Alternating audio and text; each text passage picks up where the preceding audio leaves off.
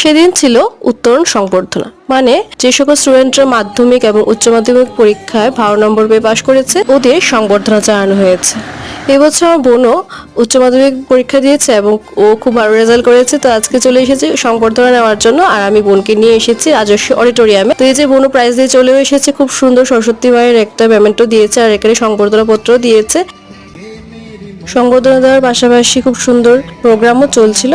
তো বোনও প্রাইজ নিয়ে আসার পর আমরা আর ওয়েট করে নিয়ে চলে এসেছি। আজকে দেখতেই পাচ্ছেন বোনও ভীষণ হ্যাপি।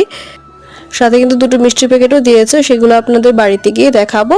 আপাতত আমরা রাজস্ব অডিটোরিয়াম থেকে বের হয়ে গেছি আর এখন সোজা চলে যাব বাড়িতে।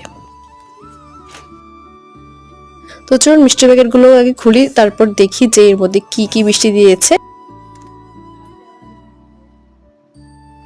হ্যাঁ, তো এর মধ্যে আছে কচুরি, একটা সন্দেশ আর কমলাভোগ। আজকের ভিডিওটা এই পর্যন্তই। Bye bye.